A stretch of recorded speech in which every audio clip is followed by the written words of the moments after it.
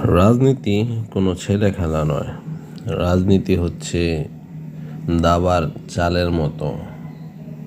রাজনীতি করতে গেলে যেমন দিমাগ খাটাতে হয়, তেমনই কথাবার্তা বলার সময় অনেক ভেবেচিন্তে তারপর কথাবার্তা বলতে হয়।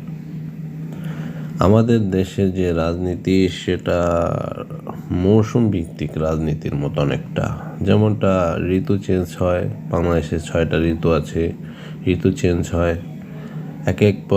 একটার পর একটা মৌসুম আসে, সেরকমই আর কি। সো বাংলাদেশের রাজনীতিটা লক্ষ্য করলে দেখবেন যে অনেকটা সেরকম, এক এক সময় এক একটার রং। ঠিক আছে, তো 5টা আগস্টের পরে আমরা দেখতে পেয়েছি অনেক নাটকীয়তা। তার ভিতরে আমার বর্তমান প্রেক্ষাপট নিয়ে কিছু বলার আছে।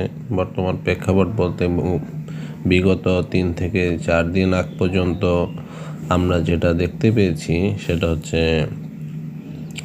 এনসিপি নামে যে দলটি গঠিত হয়েছে, সেই দলটি আপনার যেভাবে ডক্টর ইউনূসকে প্রভাবিত করেছে, যেভাবে তারা রাজনীতিতে প্রভাব বিস্তার করছে, সেটা কাম্য নয়। কারণ তারা এখনও জানে না যে কিভাবে রাজনীতি করতে হয়। রাজনীতি তারা যে একেবারে বোঝে না তা না, টুকটাক বোঝে। রাজনীতি হচ্ছে যারা শুরু থেকে করে তাদের হিসাবটা একটা, আর যারা নতুন আসছে তারা তো স্টুডেন্ট, তারা তো ছাত্র, হঠাৎ রাজনীতিতে এসেছে কিন্তু বুঝতে পারছে না কিভাবে কি করতে হবে। তাই অনেক সময় অনেক উপদেষ্টারা কি বলছেন সেটা ভেবেচিন্তে বলছেন না, যার প্রভাব পড়ছে রাজনীতির প্রাঙ্গণে, যেটা অত্যন্ত ভয়াবহ পরিণতির দিকে ধাবিত হতে পারে।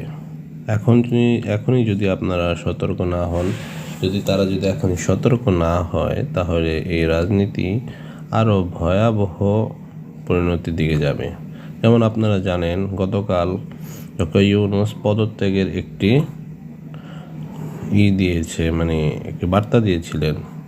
যদিও তিনি একটা অভিমান থেকে বলেছেন, তবে আশা করি তিনি থেকে যাবেন এবং উপদেষ্টাদেরকে আরও সতর্ক ও সাবধান হতে হবে।